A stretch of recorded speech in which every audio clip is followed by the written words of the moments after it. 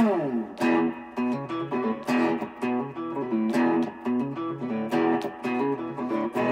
Clark Radio, talking about the sports you do and don't know, both within and surrounding Baltimore. Don't ask him about preseason games, oh no, stuffing things in Griffin Basso. Despite it being on the internet, he can call it what he wants, so Glenn Clark Radio,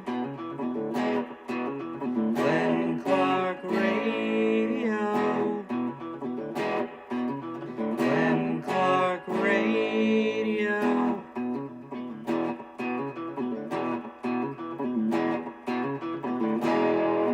Duke sucks. Sounded like you were under the weather yesterday. Good, yeah.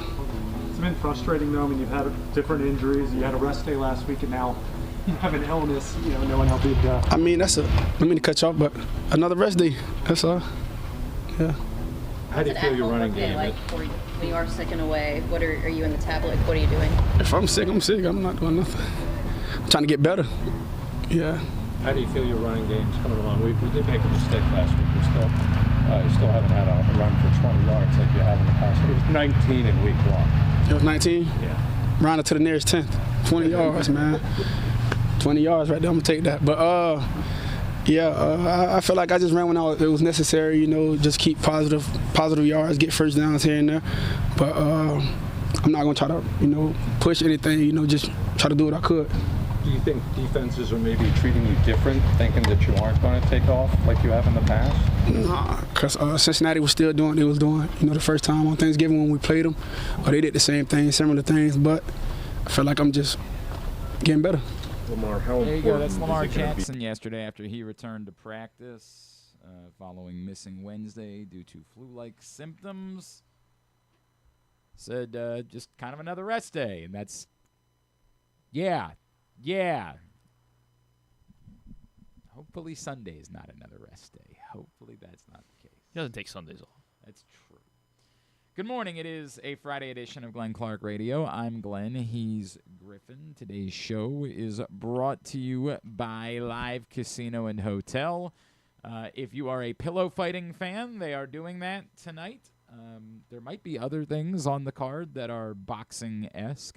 I do, you know what? I need to give a shout-out to Netflix because I do appreciate that, like, they aren't lying about what this is. It popped up on my home feed, and it was like boxing instigator Jake Paul takes, like, they're not attempting to pass it off as though it's actually a boxing. CBS is, because I got like notifications from, like, quiet notifications from CBS, but the one I got this morning was Jake Paul faces biggest test tonight. Right. Which I guess is true, yeah. I don't know how this works. Like, when you're a YouTuber and you're doing, like, skits, I don't know which one's a bigger test than which. He's been a professional boxer. I have no idea. For I would think that, like, the Mike Tyson thing was a bigger skit than this was, so I would probably disagree with that. But this does seem like an interesting skit. You think Anthony Joshua's going to pull some punches? Or do you think he's going to kill him? If you have any interest in watching this boxing be a great little double. You can do the double header here. With, if that's something that you're going to spend time with. College football playoff. I most certainly will not. But if you are. No better place to do it. Then Sports and Social at Live Casino and Hotel is by far and away the best place to do it. By far and away. There is no better place to watch boxing skits than Sports and Social at Live Casino and Hotel. You got the CFP before it, too. What's that? CFP. Yeah, that is a real event. Actually, we should probably just be there because football starts now. That's a great point. Griffin is living in that. What is this one? This is the Myrtle Beach Bowl, yeah. It's a good one. MAC champion versus Conference USA champion. They should probably be in the playoff. There's an argument. Maybe over Duke, at least. If Duke's not in, but like if maybe they should be in. You know, a lot of people are talking about how next year the rules have already been rewritten Before we played any games. No. Like going back to last year. That if next year's rules were in place this year. What? Nadame Tucker's not playing. That's it. By the way, I'm 1-4 in the bowl pick'em. When I try to tell people that we have no idea, what I mean is we don't need Nadame Tucker. We don't need him. We don't need him. We're good. Go Bronx. Hate it here. The moral of the story is live casino and hotel, sports and social. Watch all the games and fake fights inside sports and social. Look at the color of that field, too. Come on. Coming up in a bit, Derek Rackley is going to join us, former NFL tight end and long snapper. He's on the call for Ravens Patriots Sunday night on Westwood One. And Stan is not in studio this morning, but he will be checking in a little bit later on, which is a shame because I still haven't gotten my print issue of Press Box. Did I see maybe some in the other room, actually? I don't know if they're earmarked for someone, but I feel like we are allowed to have one or two. I feel like, we work here. I basically do the entire issue, so, just feels like maybe we'd be allowed to have ours. But, yeah, the new best of issue of Press Box is available right now and stands out and about, getting them to your Baltimore area High's Dairy stores and the various locations around town where you find Press Box. It's available for free. You can also read it online at PressBoxOnline.com. You see Derek Queen and Blake Horvath and Trevor Rogers and Fresh our paper. 2025 Mo Gabba Sports Person of the Year, Kyle Hamilton, on the cover of this best of issue of Press Box, a yearbook, if you will, celebrating the year in local sports. Don't have much more to say. Chidobe Awuzie did also miss practice again yesterday. That was the only one that we were really concerned about. I guess John Jenkins popped up. Yeah, after he practiced on Wednesday, so I'm not. That one we monitored. I think they said today. illness. I think they said illness. Yeah, so he should hopefully.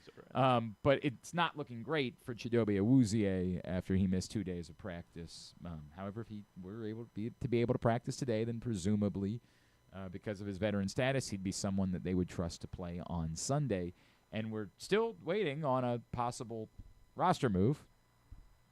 You would think that at some point that's going to happen, but it still hasn't happened yet with Teddy Buchanan. So I don't know. I don't know. But you would got think Wolverine knees, maybe. I don't think that's the case. I don't think he's going to play. I just think they're waiting to figure out what the roster move is going to be that they're going to make when they put him on IR. So that's what's going on with the Ravens. Now, there was a football match last night that was, I got to be telling you, shameful. I mean, this is deeply embarrassing. The effing Seahawks couldn't even cover. Those sons of bitches. I put all my trust in them, all my faith in them, because Puka Nacua might be a scumbag. I don't think he is. I'm still not, I know that he cleaned it up. Sorry, I didn't know what I was doing. Brother, there's a lot of... Well, he talked to the media for 4 minutes after the game too, still. I guess he caught 225 yards. He did. Passes, so. Yeah, he had hard to be mad at him, I guess. Had a hell of a game. So I said, we got to go with the Seahawks on this one. Have to. You got to be kidding me, man. You got to be kidding me. Couldn't even cover. Embarrassing. Embarrassing from the Seahawks. I bet the entire city is embarrassed.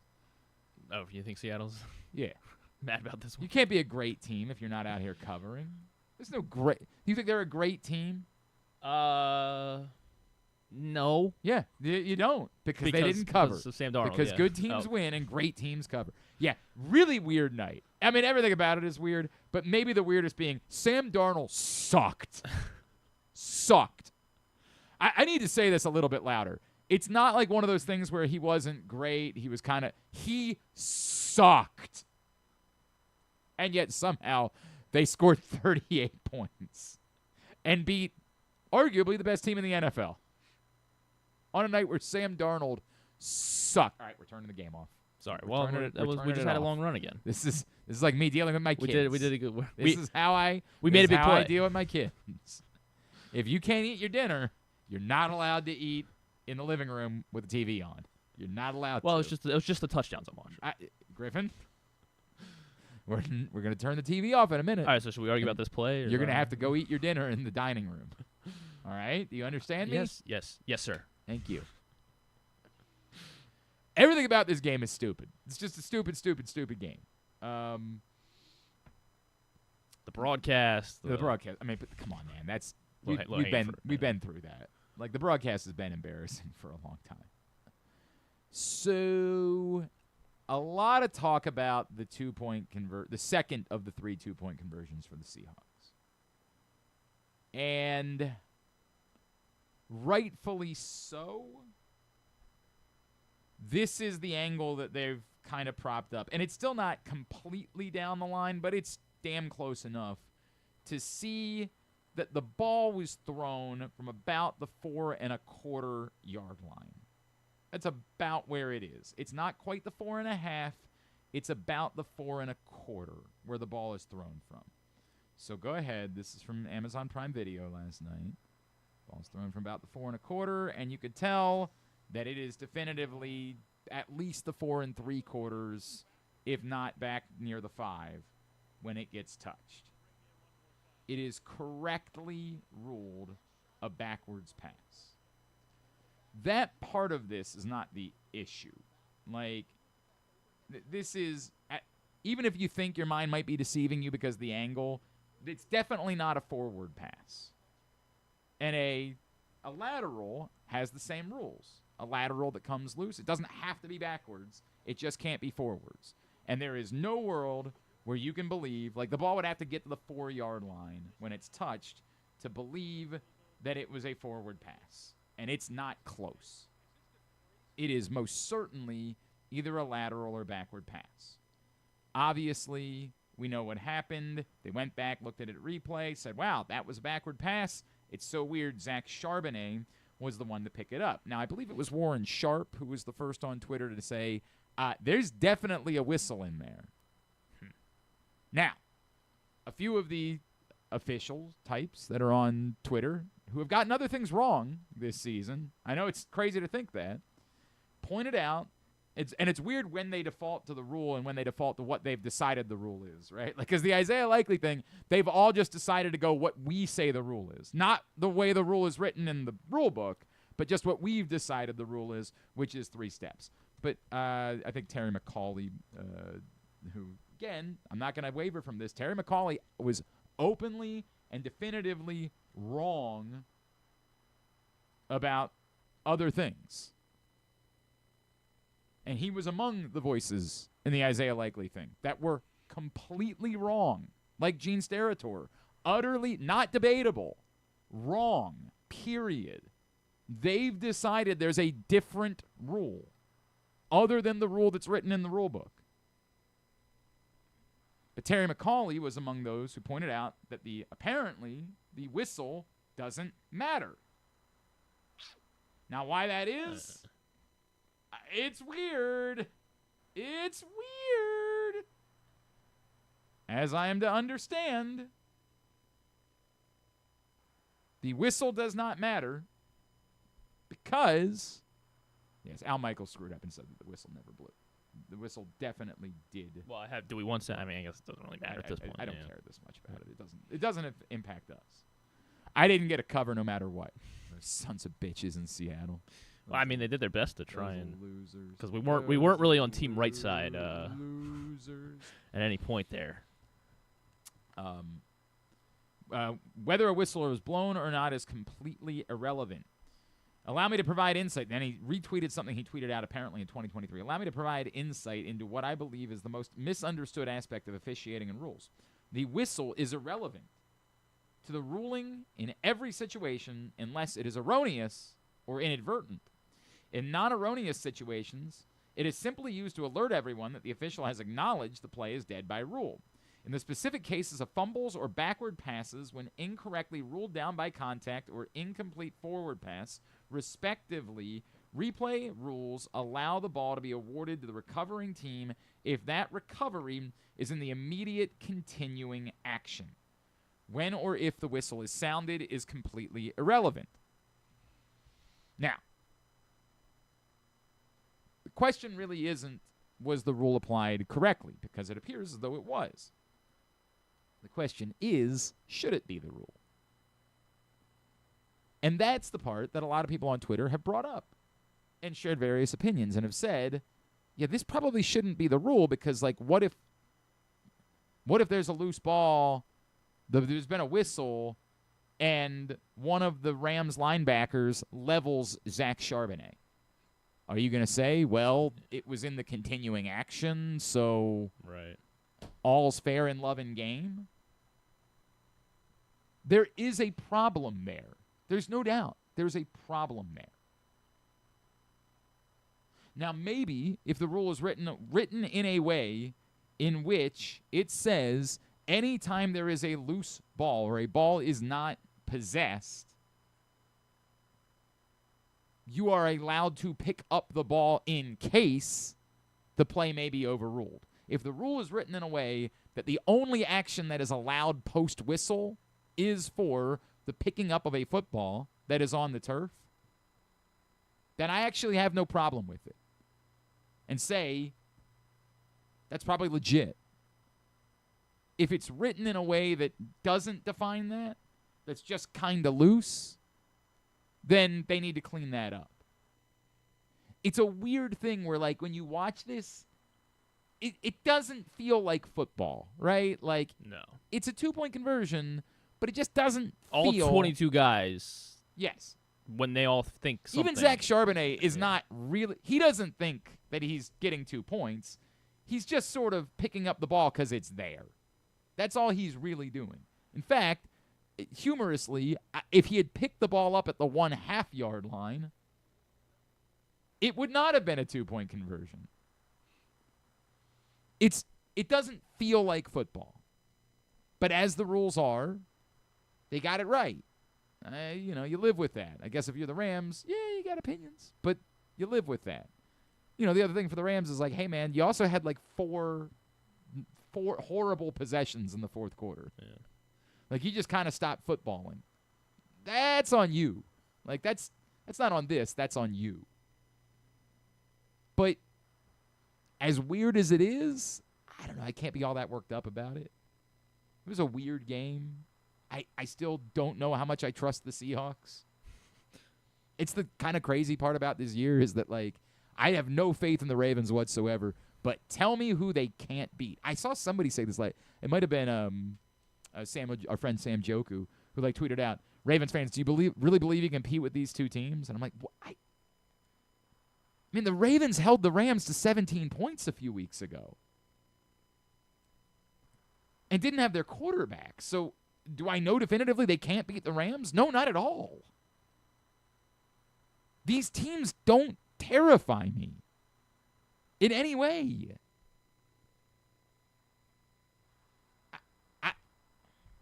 I think this is a weird year. I think the one thing we know is that the Texans defense is really good.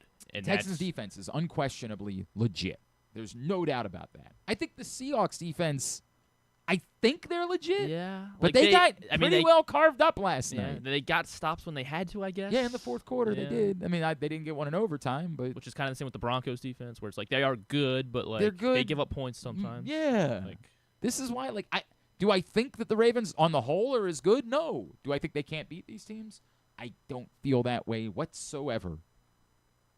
I just don't feel like these teams are that infallible. I think they're all kind of But big win for the Seahawks, obviously. And also big win for the 49ers because it keeps them alive. And the Seahawks have a dramatically more difficult because they have somebody else who's good before the 49ers game in Week 18. I don't remember who they play next week, but their schedule is much more difficult than the Rams' last two games are. God, I can't remember. They're at Carolina. At Carolina next week. And I'm not trying to overblow Carolina, but beat as Green we've Bay. seen, Beat a good Green Bay. And beat the Rams. Yeah, that's true. Like, again, I keep coming back to, tell me who's unbeatable. I don't see it. The other big news last night, of course, Michael King is off the board, which is a bummer. That was someone that I was enamored with and that I thought would be a good fit. And it's also very weird that it's a 3-year, $75 million deal, but it's really 3 sets of 1-year, $25 million deals for Michael King. He gets this 3-year deal with 2 opt-outs. And I don't know if I don't know what part of that the Orioles didn't want to do. Like, they clearly have no problem with opt-outs. They just gave one to Ryan Helsley, who I think is unless they're like, yeah, why? Yeah, I a don't know risky. why. I think that's a riskier bet than Michael King is. Right. Like, I think. So I don't know what part of that, or if it was really just they were happy to do it, but Michael King liked being in San Diego. Right. If he prices himself outside of $25 million, I think that means he's had a really good season. So yeah, like I don't know, or if the Orioles are just like they were in on Michael King, but they're really in on Framber Valdez, or they're really in on Ranger Suarez, and that's who they really want, and they have prioritized. I'm just not sure. Presumably the Red Sox and the Yankees are still in the market for those pitchers. But it is one domino that comes off the board. We'll talk about that more with Stan the Fan Charles later on in the show. We come back in. We'll preview Ravens Patriots. Derek Rackley is on the call for Westwood One. He joins us next. It's Glenn Clark Radio.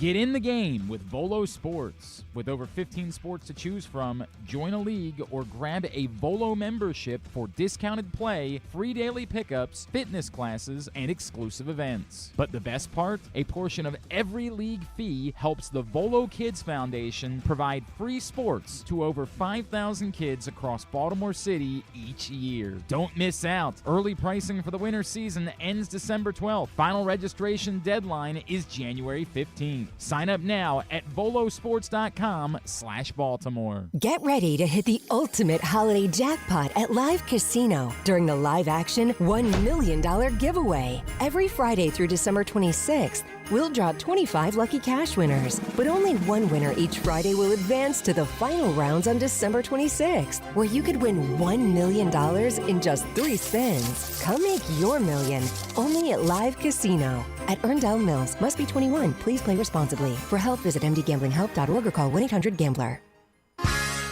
The weather's getting cooler, so when you and your family are picking out a place to dine, be it lunch or dinner, let's make it nice and easy. Now, with 2 great locations, the Costas Inn remains your #1 destination. Whether you want to get steamed crabs and the full Costas menu out at the original location at 4100 North Point Boulevard, or sample the complete menu minus the steamed crabs at the new location above the grandstand at the Timonium Racetrack, Costas is your place to go. Check out the website, CostasInn.com, for a look at the menu, and if you want to plan that crab feast, call 410-477-1975. The Costas Inn. Gambling can be a fun and entertaining experience, but there are risks involved. If you're planning on betting on the game at the casino or on your phone or computer, know your limit, stay within it. Set a budget and a time to stop. Remember, gambling isn't a financial solution, and it doesn't mix well with alcohol or drugs. Know the risks and have a plan before you begin gambling. For free and confidential services, call 1-800-GAMBLER 24/7 or go to helpmygamblingproblem.org. Looking for Baltimore's premier waterfront dining experience? Head to Nick's Fish House, located in the Baltimore Peninsula. Enjoy crabs all year long, plus happy hour Monday through Thursday from 3 to 6. Planning a celebration? From rehearsal dinners to corporate crab feasts, Nick's is the spot to make it unforgettable. And the fun doesn't stop there. Live music fills the air every Thursday through Sunday. Check out the full lineup at nicksfishhouse.com. Nick's, it's where Baltimore comes to eat, drink, and play by the water. Make the most out of every day in your Toyota RAV4. Available in hybrid or gas-only models. A RAV4 can get you where you want to go in style. Check out buyatoyota.com for deals on new RAV4s from your local Toyota dealer today. Coming back in here with Glenn and the other guy, Garrett, whatever his name is. You know who they are. All right, back in here on GCR as we continue along on a Friday edition of the program, getting ready for Ravens Patriots Sunday night here in Baltimore. It's a little bit warmer today, which was nice. I was thinking to myself, like, wow, this is really pleasant after some of the days that we've had around these parts in recent weeks. Like, I know it's rainy and kind of gross, but like, just I'll take that over can't feel your face types of cold. So I was thinking, like, man, that could be great for this weekend. Probably not the case. Probably not the reality. It's going to get cold again. That's just the way it's going to go. It's going to be back in the 30s. Although I think it was supposed to get up into the 40s on Sunday and then maybe dip back down into the 30s on Sunday night. It's going to be cold. It's going to be cold. That's just the reality of it. This man will be on the call as the Ravens take on the Patriots. He's working the game for Westwood One. He's former NFL tight end and long snapper, Derek Rackley, and he is back with us now here on GCR.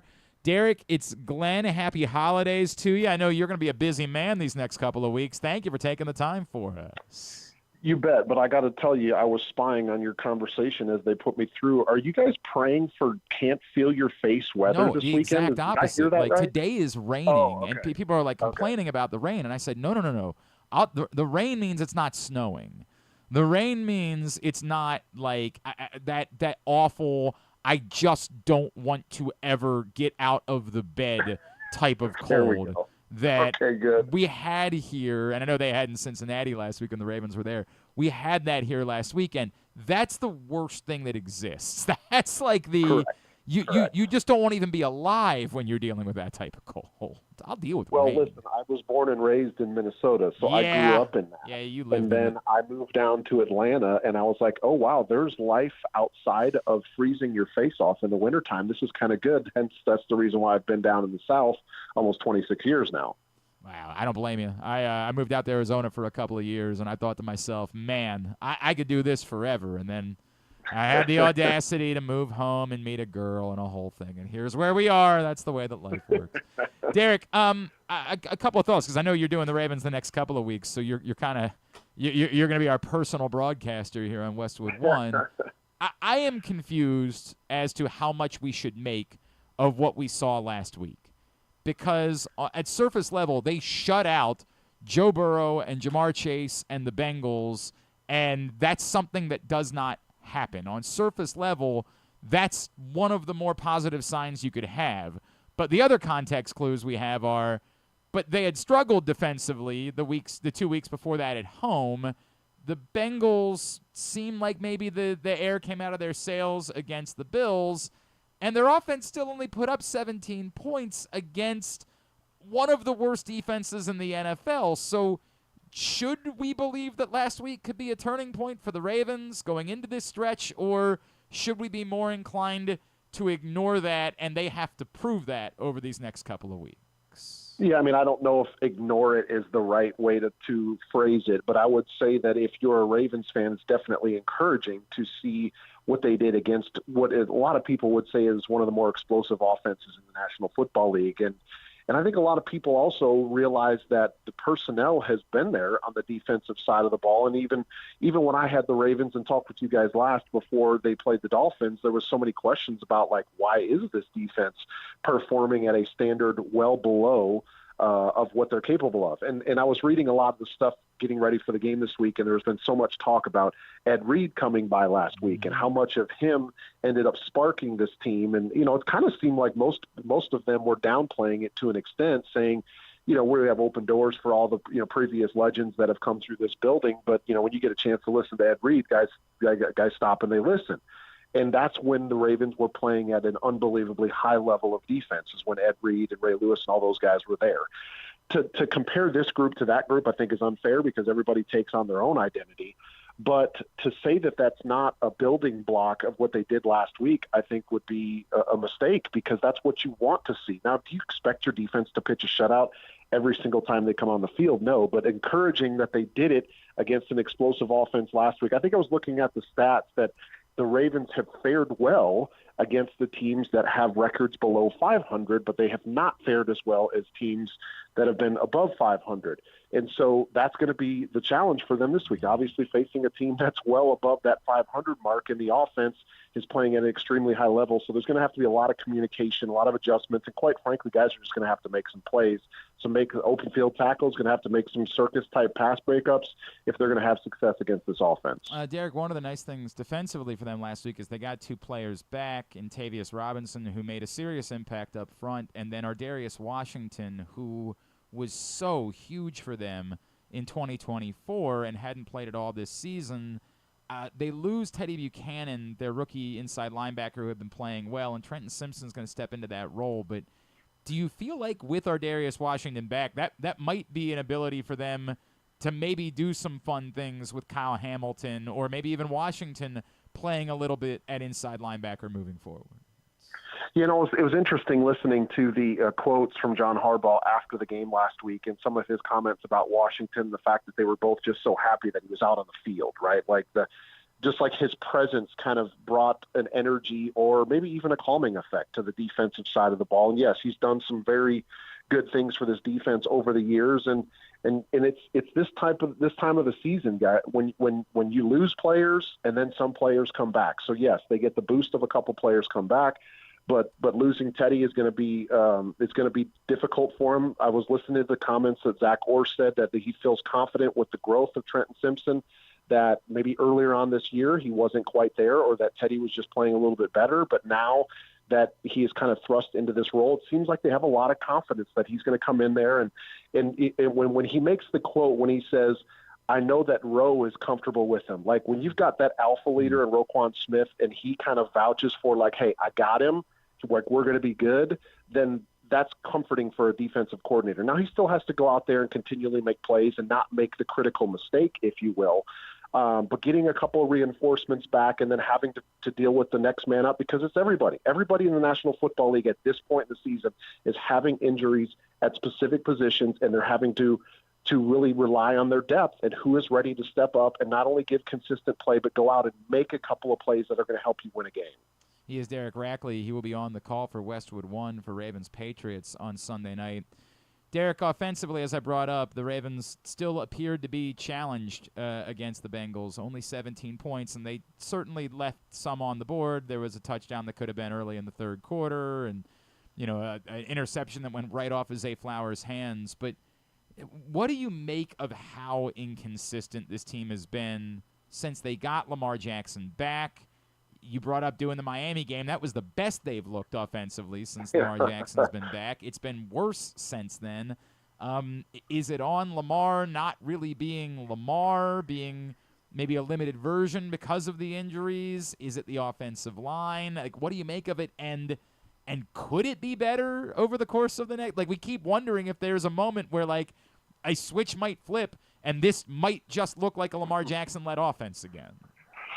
Yeah, and one of the things that I was looking at when I was kind of combing through the stats this week is Lamar and his how do I say this, has not had as big of an impact in the run game. Of course. And I think a lot of people probably want to point to the injury and say, well, he had the injury early on and maybe he's not running as much because of whatever. Maybe the coaching staff is being more cautious about it. Maybe Lamar is being more cautious about it.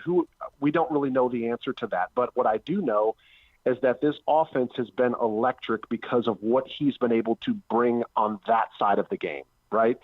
And so that's actually one of my keys is, does Lamar decide to use his legs more in this game? Because I think I looked at the stats and he's his averages as far as rushing yards per game are like way down this year. And I think week one was his only game this year. He's had more than 50 yards rushing. We're talking about a guy that's had 2 seasons of over 1,000 yards rushing, and he flirted with it last year with 915 yards rushing last year.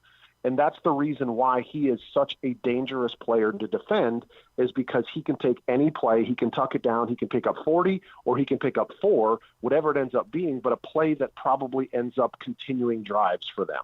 And that's something that I would like to see from them, assuming that his health is there to do it, because that's what makes him and this offense a difference maker. Right. However, I will say that Lamar and what he's done in December and how Derrick Henry seems to get better as the season goes on and it gets colder, right? You turn around, you hand it off to the big fella, like can start to control football games. But I'm really interested to see if Lamar uses his legs a little bit more in this game. I think it's – and we've seen a little bit more of it the last 2 weeks, right? Like it does seem like it's been trending a little bit more in that direction, and he's – been swearing to everyone that he feels better, so hopefully that is the case as you bring up. Derek, let me go to the Patriots because I think a lot of people, the perspective from last week is that maybe that was proof that they aren't quite there yet, and that they're good, but they're not really ready yet to be a Super Bowl contender, and that's the lesson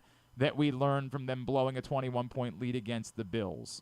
Is that fair to you, or this is the NFL, even the best teams blow leads sometimes, and the Patriots are very much a danger and a threat to win the Super Bowl despite a big blown lead a week ago?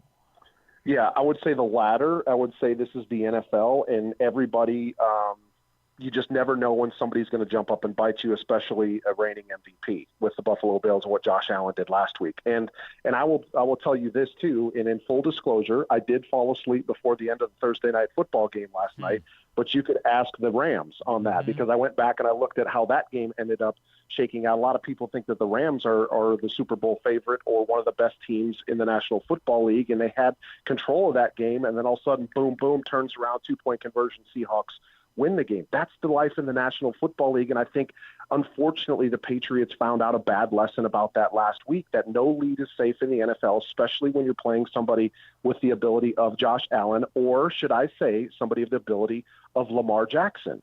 And as good as the Patriots have been this year, there's been a couple of areas that are a little bit kind of mind-boggling to me. Number one, I think Drake May is a really athletic quarterback, but he's been sacked, I believe, 43 times this year, which is kind of weird to think for a guy that's actually got some pretty good mobility. Now, Baltimore has not been the greatest when it comes to rushing the quarterback. Near the bottom of the league so that's not necessarily correct. I mean, and so that's not necessarily the greatest matchup for them. But then the other thing is red zone defense has not been great for New England either. And for a team that's got 11 wins on the season, I think they're giving up 75% in the red zone touchdown. So 3 out of every 4 drives going up against them, they're giving up 7 points.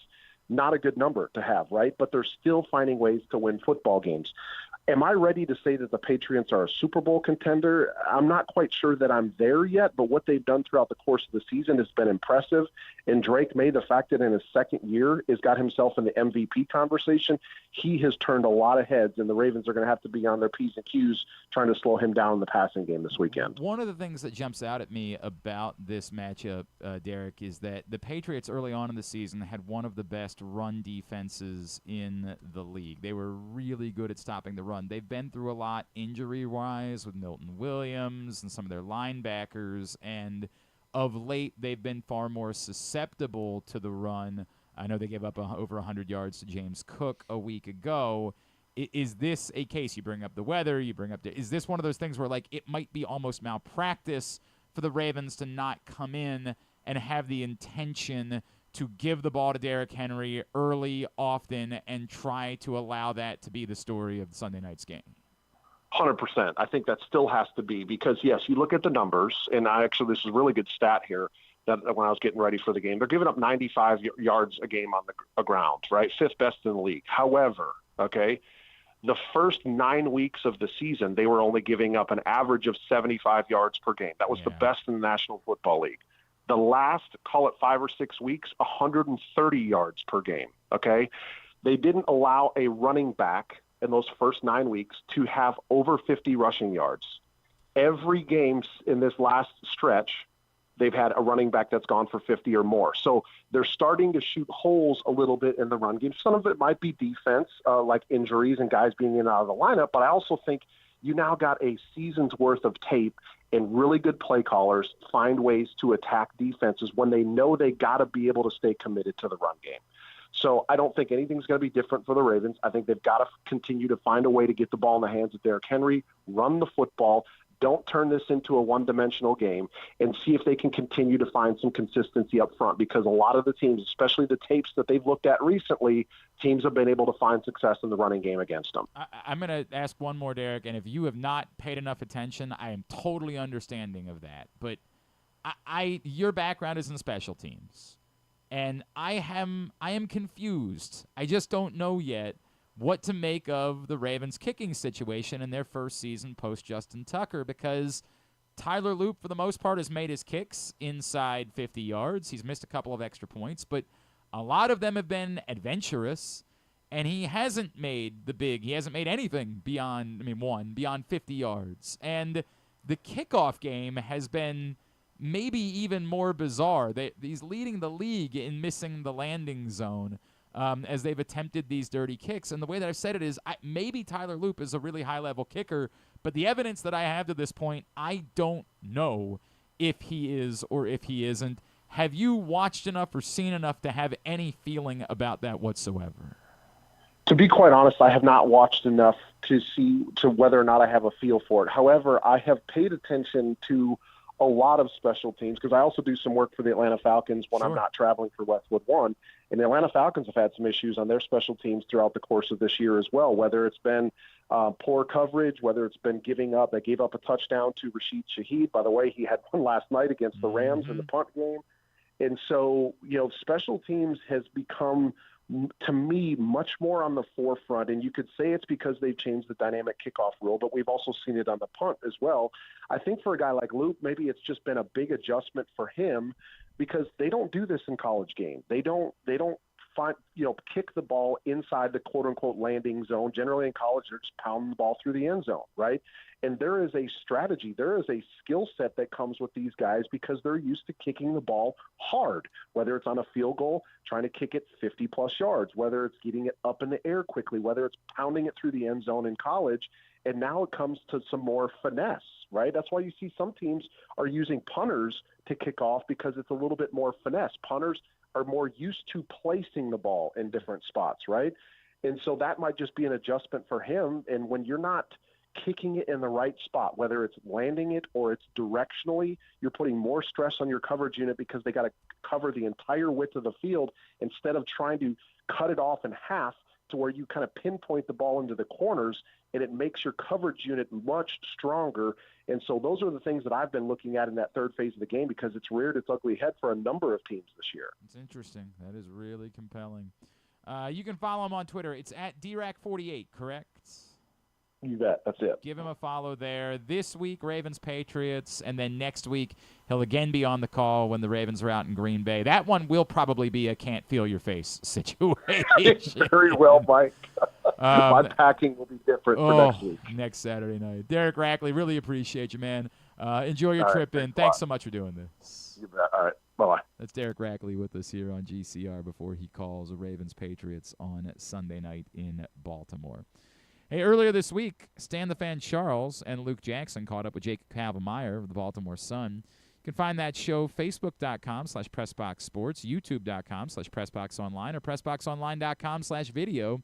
As always, Stan's shows are brought to you by the Costas Inn, and the all-new Costas Inn now open in Timonium. Now, I was wondering if maybe Stan was planning on doing a show next week. I was hoping there would be someone that we could ask to see if maybe we knew if Stan was planning on doing a show like on Monday. Do you know, Griffin? I mean, should I ask like Luke Jackson maybe? Ask Luke Jackson. Or do you think there's like somebody Ross even? Well, what if we asked Stan Charles? Oh, is that what we should do? What if we did that? Joining us from parts unknown, actually from the lovely Charles compound, the library inside the Stan the Fan Charles compound. He is Pressbox's chief grand poobah.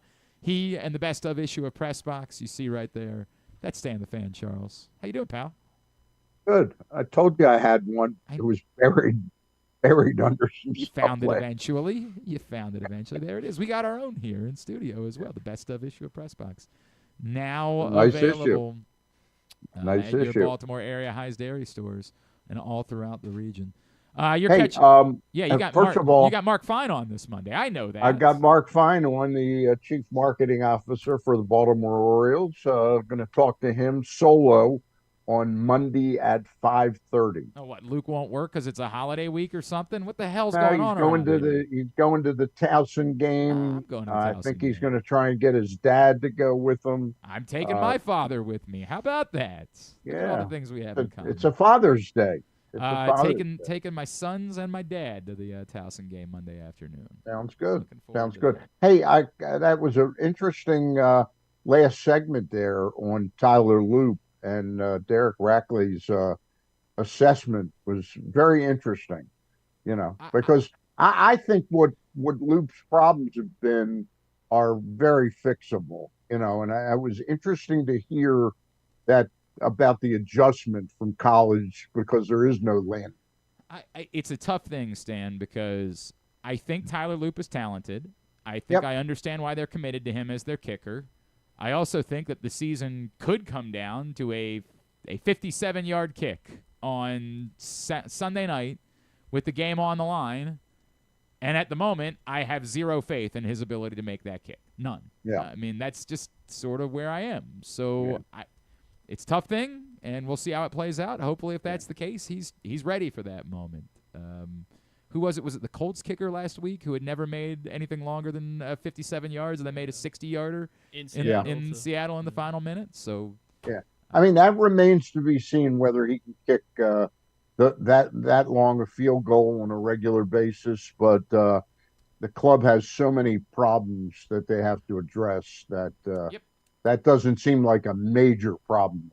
Stan has OE of no faith. Stan is a man at this point of no faith. He believes the Ravens are done. It's over. It's shot. Now, to be fair, he didn't think they were going to beat the Bengals last week either, for what it's worth. Oh, but okay, so maybe we won't stand that did not inspire him to have belief in the Ravens this week. Well, in the pick segment we did last night, Glenn, I said that's good news for the Ravens when I picked the Patriots.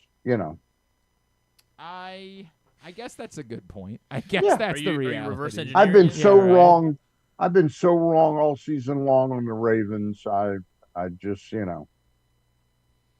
I don't know, man. I don't know. Yeah. I don't have faith in them either, but I don't believe they should be favored. So here's where we are. That's the reality of the circumstances. Stan, I want to talk to you about a couple of things this morning. The first is Michael King comes off the board last night as he goes back to the Padres on a 3-year, $75 million deal. That's really just 3 different 1-year, $25 million deals as he gets opt-outs after all of the seasons. There's a part of me that says, why wouldn't, if the Orioles were in on Michael King, as Peter Abraham had reported, isn't that their ideal type of deal for a starting pitcher? What do you make of the fact that that didn't happen? If they were in on Michael King, does it suggest to you they want to swim in deeper waters in starting pitching? Well, I mean, the waters are getting they're getting a little deeper, but they're getting less full of pitchers. I mean, you really have at this point a decision on Framber Valdez, and I think what's holding the Orioles up on that. I don't think this is going to be something, if we don't get him, that you can pin on the Orioles being too frugal, they're not committed enough. I mean, he's 32 years old.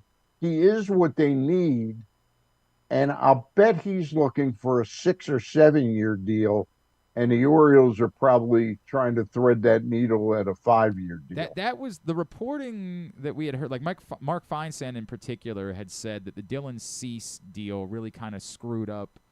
And it is the reason why Valdez and Suarez haven't signed yet, because it made their teams then say, well, if that's the market, then you got to be swimming in these waters. And everybody else was like, no, the Blue Jays are paying a tax because they're the Blue Jays. Right. We're not willing to pay the same tax. And I understand it, but the same suggestion I've made is that given the Orioles and their pitching situation, they're going to need to be willing to pay a tax as well here. Yeah. I just think the tax may be more palatable on Ranger Suarez or Zach Gallen than it is on Framber Valdez. I'm just not. Look, if you're asking me who I would like to have for 2026 and 27, and probably 28, it's Valdez, yes. It's Valdez. Yes, no question. There's no question about it. So the question is, are you willing to potentially start to eat into the 4th, 5th, and 6th years, or is he going to be good for 5 more years and you give him 6? It's a tricky needle to thread, and it's getting less and less. The marketplace is less and less after you get past Zach Gallen and Ranger Suarez. If you don't get Valdez, you're looking at somebody like I'm talking about free agents now, right. Like Tyler Mahle. Yeah. Who was brilliant last year for 44 innings or 50 innings for the Texas Rangers, but he missed a large part of the season, and he seems to miss a large part of every season. Yes. So it's getting problematic, and that gets you back into the ammunition the Orioles have to trade for pitching, because, that's a concern. Right now, in my way of thinking, they've got 3 starting pitchers that they're comfortable with, which are Bradish, Rogers, and Kramer. And Stan, that's why, to me, the King thing is so frustrating, right? Because like this isn't, to your point, this isn't the Framber Valdez tax of, you're worried about what it means years down the road. And I get it. You can say, hey, how smart is it to let him walk after 1 year? Well, if you trade for Freddie Peralta, that's 1 year and you're giving up assets, right? Like, right.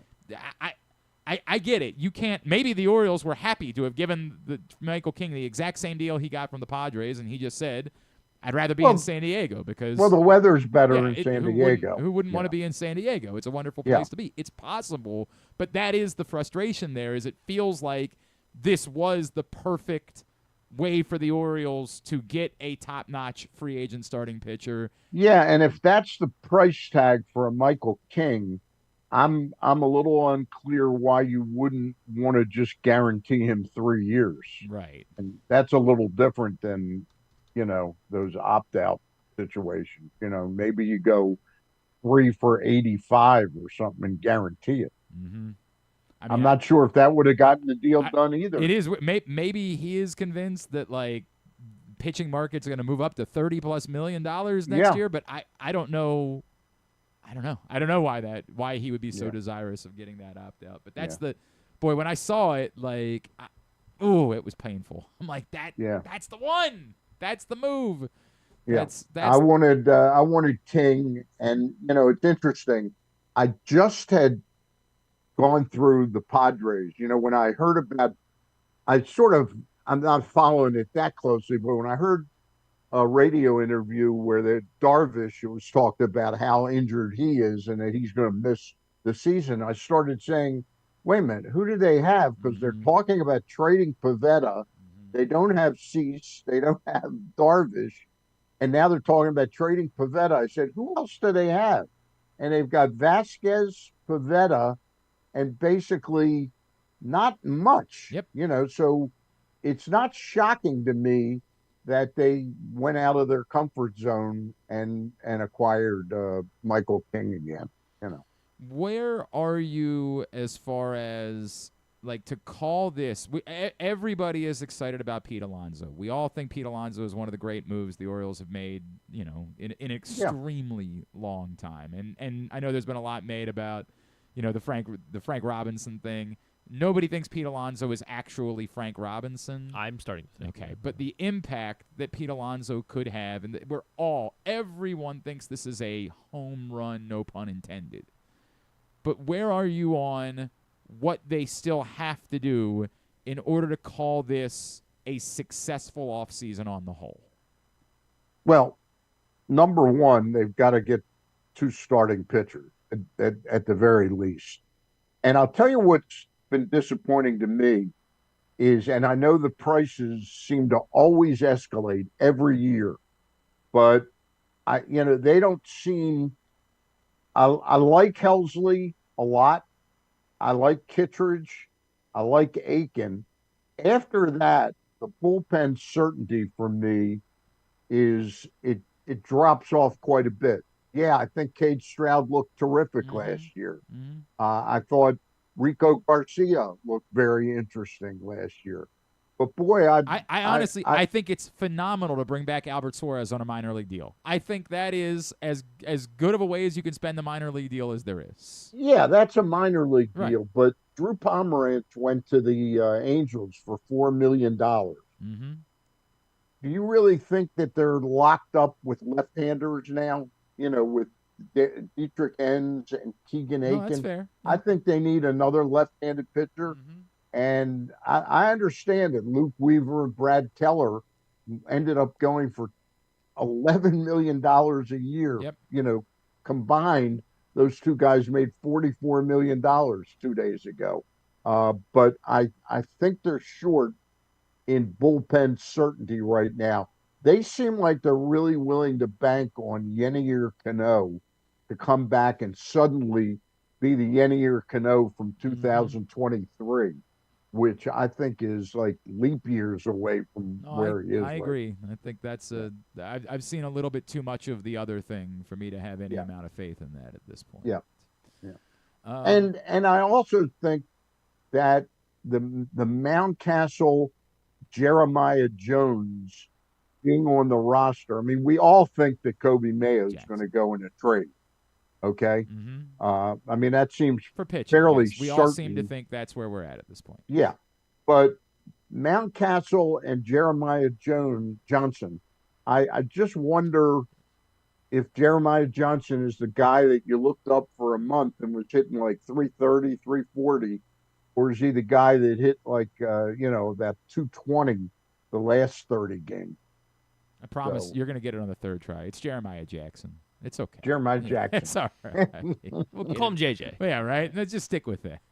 We'll stick with JJ. Wait until you get to be 73 or 74 I'm not years piling old. on. I'm not. Griffin yesterday couldn't figure out what Texas A&M was. What color is Texas A&M stand?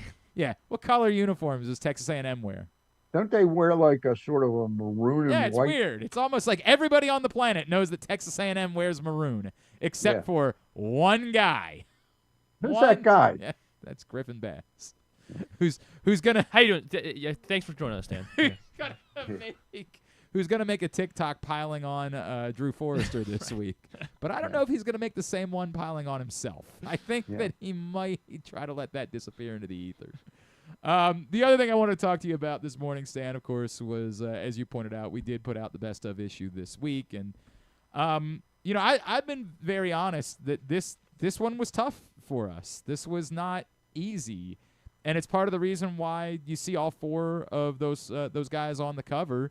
Is there wasn't like a ton of separation for us in our choice this year. This was I would say this was the hardest one we've really had to make a separation. And you argued eloquently for Kyle Hamilton. And the reason at the end of the day that Kyle Hamilton isn't alone on the cover is he played brilliantly in that 5-game winning streak.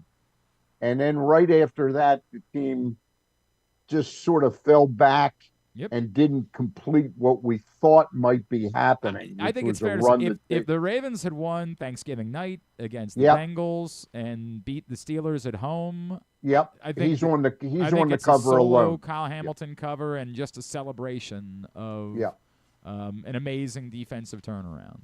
But still, it wasn't meant to be. And I think we have a pretty compelling's probably too strong a word. I think it's a really cool looking cover, and it's reflective of this kind of year of some of the athletes that really made their mark this year. It's really funny, Stan, because I've done this. Like I was over on WBAL the other morning, and I ran it by C4 and Brian Neiman and said, "Hey, who would you have been? Who would have been your choices?" Right. And not knowing who we had picked yet, not having seen the cover, Brian Neiman was like, Derek Queen in a heartbeat. In a heartbeat. Right. Derek Queen. It was the best moment of the year, and look at what he's doing in the NBA. He's a revelation as a rookie. There's no doubt in my mind it's Derek Queen. C4 kind of hemmed and hawed for a second and was like, I don't know, maybe Derrick Henry? Like, he couldn't come up with one. And I think that reflects what we were dealing with. It was there were a lot of, you used the word compelling. Every one of these four athletes on the cover was an incredibly compelling story in 2025. I mean, I don't follow Navy football as close as you do, but of course, Blake Horvath had a remarkable season capped off by, a special performance in the second half of the Army-Navy game. But Trevor Rogers did some things that were historical in nature in Orioles history. I think he got tarnished a little bit by that last start. The Yankees start, sure. And Derek Queen, his moment was incredible in the NCAA tournament, but his season wasn't absolutely brilliant. But he had some great moments, no question about it. And of course, Al Hamilton is a bellwether for the Ravens defense. And I think the way that we ultimately reflected on it is that this. I did get Kyle Hamilton. Yeah. It feels like this was the year where Kyle Hamilton really ascended into kind of superstardom. Like that, this was the year where he kind of moved into that legacy of great Ravens defensive players. So and I think that's sort of what we were reflecting on this cover. And look, we'll listen to all the arguments for everybody else, and inside, go pick it up today, and you can read all about, as we always try to say, it's a yearbook for the year in Baltimore sports. It's about looking back on all of the moments, all of the performances, all of the accomplishments that we celebrated throughout the course of the year. So would really encourage you to go get that. And I want to give you kudos, Jen Nelson kudos, and Luke Jackson. I know all three of you work hard on that. I don't do much. I get on a couple Zooms with you guys, but it's a team effort, and we're very proud of it each. My favorite part about Stan's participation in our best of meetings is his all the time when we're struggling, he comes away. He's got a home run idea. Like he'll say something like, "Well, what if Griffin Bass was our best of?" And it's kind of a good proposition. I don't know. Maybe he was just off the radar. Maybe if he knew where Texas A&M think was. about you got Kyle Hamilton Kyle Hamilton here, Trevor Rogers, and then like right between Derek Queen and Blake Horvath. Yeah. No. I could have seen you right over Kyle Hamilton's shoulder. Yeah. I was pushing for you. Yeah. Glenn was not your biggest booster in the room. Really? Stan, how's your Hanukkah? It's been a very nice, relaxing Hanukkah. No crazy nights. I wish everybody, whatever holiday you're celebrating, I hope it's a great holiday season, and a great weekend ahead. Yeah, we're gonna take next Friday off.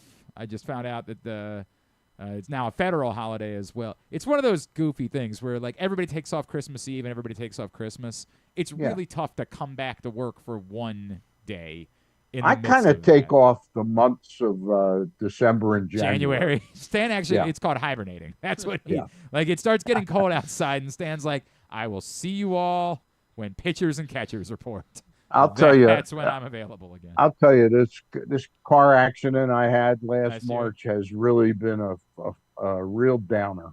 Are you going back, or are you going to make a I'm going back March the 3rd. I'm going down for a full week. They can't. These cars can't hold Stan the Fan Charles down. You thought you could run this man out of town. Head on the swivel, Stan. Sarasota traffic. You can't keep this man away. There's a hot dog with his name on it. I have to drive more carefully. Is that what it is? I have to drive I'm very defensive to begin with. I'm going to drive like about 10 miles an hour. Strip. Stan, happy holidays to you and to Jane, and appreciate you. Thank you. And again, Glenn, I want to give you a lot of shout outs, but the work you do with the Helping Up mission is just remarkable. You and Drew and a whole cast of characters. Yeah, we got it. And I'm glad we play a small part in promoting that. Always appreciate that. But great work. Great work. Always appreciate it. It's an Does amazing Griffin do anything for the Griffin Helping showed Up? up on Monday night. He came out. He made a donation. He was there, so we got that going. Exactly. He got in the bowl pick'em as well. So yeah, Griffin's been involved. He has been. How am I doing so far in the bowl picking, Griffin? You can't be doing worse than I am. I know that much. I'm not losing yet. I'm 1 I guess that's true. I did win one. So I'm 1-4 so far. So there's no way. Who'd you have in the Myrtle Beach Bowl, Stan? All right. Yeah. By the way, we got the Tim and Stan's great postseason bonanza pool coming up. The problem for me every year when you ask about it is remembering what the rules are. It's just so damn complicated for me. That's not really. It's not. Stan, all right. We'll talk to you in a couple weeks. Thank you, sir. All right, really buddy. Appreciate you. So we're definitely off. Yeah, we're off next Friday for sure. Griffin, you want to get together next Friday? Not on air, just hang out. Yeah. Potentially. I don't know. I'll keep you posted, Stan. I'll keep you posted. Yeah. All right. You want to go see Avatar? That's what he's concerned about. No, he wants to go I do not want to. You don't want to sit in the movie theater for 3.5 hours? No. God, that's awful. I'm passing on that. All right, buddy. All right, guys. Talk to you soon. Love you both. That's Bye. Stan the Fan Charles, our chief grand poobah here at Press Box. We'll come back in. I did it last night. So you saw Avatar last night? I had to, yeah. You couldn't instead of watching the football game? Well, here's the thing: is that after 3.5 hours later, I still saw pretty much all the most important aspects of last night's game because it didn't end until midnight. We'll come back in. We'll get a tidbit. We'll get to you, but to wrap it up for a Friday edition of GCR. The weather's getting cooler, so when you and your family are picking out a place to dine, be it lunch or dinner, let's make it nice and easy. Now, with 2 great locations, the Costas Inn remains your #1 destination. Whether you want to get steamed crabs and the full Costas menu out at the original location at 4100 North Point Boulevard, or sample the complete menu minus the steamed crabs at the new location above the grandstand at the Timonium Racetrack, Costas is your place to go. Check out the website CostasInn.com for a look at the menu, and if you want to plan that crab feast, call 410-477-1975. The Costas Inn.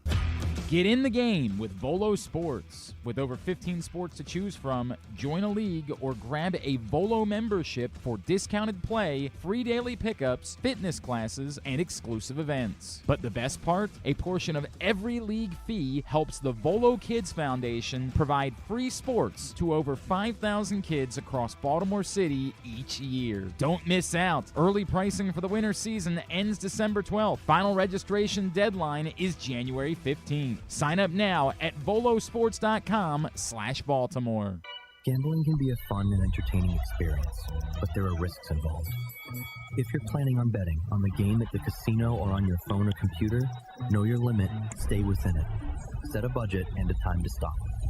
Remember, gambling isn't a financial solution, and it doesn't mix well with alcohol or drugs. Know the risks and have a plan before you begin gambling.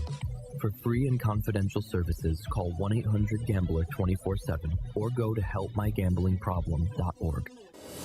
The latest edition of Pressbox is available now, and it's our annual Best of issue, celebrating the top people, performances, and moments of 2025 in local sports. On the cover, we recognize 4 of the most significant athletes of the year: Orioles pitcher Trevor Rogers, Navy quarterback Blake Horvath, Maryland basketball star Derek Queen, and our 2025 Mo Gabba Sports Person of the Year, Ravens safety Kyle Hamilton. Pressbox is available for free at over 250 locations throughout the region, including your Baltimore area High's dairy stores. Plus, you can read the entire issue online at PressBoxOnline.com, where you can also find great betting advice and the best daily coverage of the Orioles, Ravens, and Terps. Get ready to hit the ultimate holiday jackpot at Live Casino during the live action $1 million giveaway. Every Friday through December 26th, we'll draw 25 lucky cash winners, but only one winner each Friday will advance to the final rounds on December 26th, where you could win $1 million in just 3 spins. Come make your million, only at Live Casino. At Erndale Mills, must be 21. Please play responsibly. For help, visit mdgamblinghelp.org or call 1-800-GAMBLER. Contrary to what some people believe, I actually like this guy when he sleeps. Glenn Clark, talking sports. All right, let's get a tidbit. Tidbit is brought to you today by countysports.zone. Everything you need to know about high school sports now in the winter season. Here in the state of Maryland, you can find out by going to countysports.zone, proudly sponsored by your local Toyota dealer and buyatoyota.com. Rams last night lost the football game. They did cover, as I we saw there was like a scenario like teams have been like 700-0 before. I think it was 79-0. That was it was? yeah. Maybe it was a different stat, but since the one I have from Dante Kopp Fleming, are since I don't trust him. You know, I use a lot of his stuff, so maybe you can't trust me then. I guess. From NFL research, since 1975, teams with over 400 total yards in a game, 0 giveaways, 0 sacks taken. Seems good. And also 3 takeaways from the defensive side. 79-0. I mean, you would think that those teams would no longer 79-1 after last night. 2 or 3 straight 2-point conversions that the Seahawks, and that is how they got it. And an interesting one from the Ravens media department, just trying to highlight John Harbaugh, most December home wins. I saw they head had coaching quick history hits this week. I'm trying to remember who. It was like George Hallis. He was one win ahead of Harbaugh. Harbaugh would tie him if he can win Sunday night. Harbaugh is 7th. Yes, 7th most home December wins in NFL history as a head coach. Yeah, Belichick's number 2. Andy Reid. Reid is 3. Mike Tomlin is 4. On the list. Oh God, who else was on the list? It might be the last of the ones that I... Ditka? No. But it was Shula. Shula was at the top of the list. Shula is number 1. Yeah. 51 home wins in the month of December. I might forget. Belichick's 2. Reid is 3. Tomlin 4. Missing number 5. His first name is Mike. Oh, Mike McCarthy. Mike McCarthy. Which was kind of surprising to me.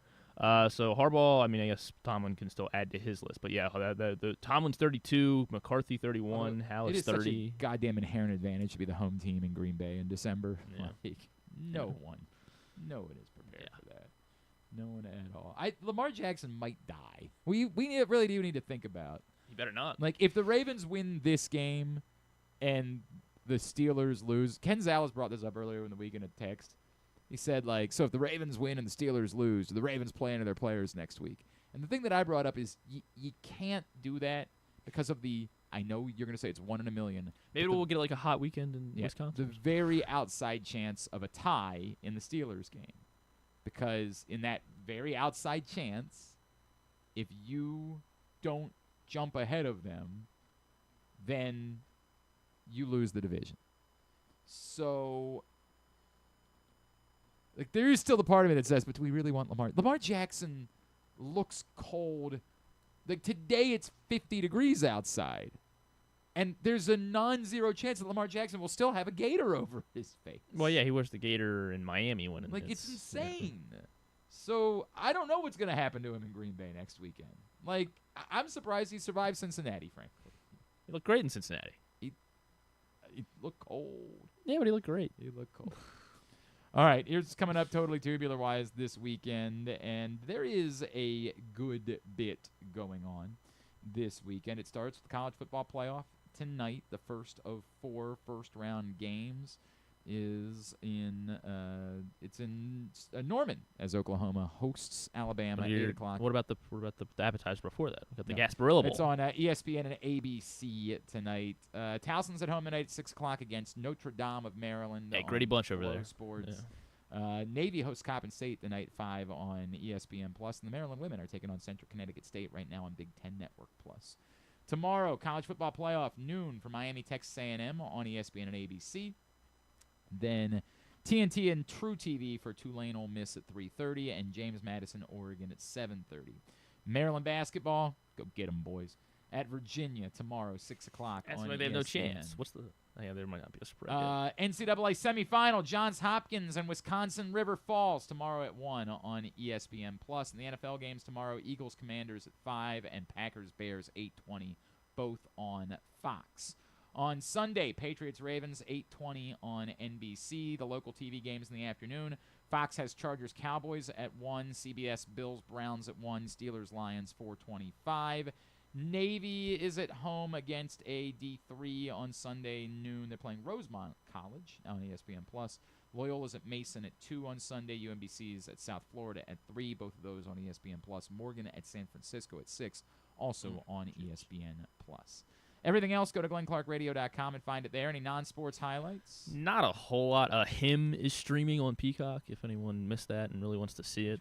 That's the Jordan Peele. Although apparently Jordan Peele didn't have a whole lot to actually do with this one. That was just kind of a marketing ploy to be like, well, he is an executive producer. Right. Apparently it was not very good. I did not see it yet. So that's streaming. It's the football one. That's really it. The season 1 finale of I Love L.A. I know you're upset. You're disappointed it's coming to an end. People have told me I should watch that. I just haven't. It looked okay. Yeah. That's really. Maybe this one could be for you. On Lifetime, we have A Pickleball Christmas on Saturday night. A former tennis star returns to his home for Christmas and has to team up with a pickleball coach to save their racket club. Did I tell you about the very embarrassing moment that ABC Radio had over the weekend? No. And look, man, ABC Radio is a partner of WBAL Radio, where I work and where you're going to hear me this afternoon from 2 to 6 p.m. Talking about what? ABC Radio does the top of the hour news updates, and it's the big stories. And they included, as I was driving into Army Navy on Saturday. Pickleball Christmas? No, they included this. Tennis star Roger Federer coming out of retirement for the Australian Open, which, don't get me wrong, let's go, would be a massive, massive story worth including. He's playing in an exhibition. So just one match against what, you? I don't even know who it's against. He's not coming out of retirement. It was a bad moment. A really bad moment. I was like, oh, no. Oh, no. All right. Thanks today to Stan the Fan Charles. Thanks also to, and everything else from Tubular, by the way, GlennClarkRadio.com. Thanks also to Derek Rackley from Westwood One. We'll get that up in the greatest hits section of the Ariana Grande hosting SNL with Cher. That's right. Yeah. Tab at GlennClarkRadio.com. We will be with you Sunday night for Project Game Day. Come hang out with us immediately following Ravens Patriots. It'll be a late night. Hopefully it'll be a pleasant night, or it could be a really long night. But we will see you for Project Game Day. PressBoxOnline.com/Game Day. Myself, Rita, KZ, Stekka, Griffin, and former Ravens linebacker Tyus Bowser, all brought to you by 1-800-GAMBLER, HelpMyGamblingProblem.org, Costa Sin, and Live Casino and Hotel Maryland. Thanks to Griffin, thanks to all of our great sponsors and partners. Thanks to Nick's Fish House. Thanks to Volo Sports. Thanks to the Baltimore area Heinz Dairy Stores. 1-800-GAMBLER, HelpMyGamblingProblem.org. CountySports.zone, your local Toyota dealer. BuyAToyota.com. Costa Sin, Live Casino and Hotel. Thanks to Griffin at Griffin_Bass. Follow us, Twitter, Instagram, and TikTok at Glenn Clark Radio. Have a great weekend. Go Hopkins football. Go Ravens. Go all the local basketball teams. I'll see you at 2 o'clock on WBAL. Duke sucks.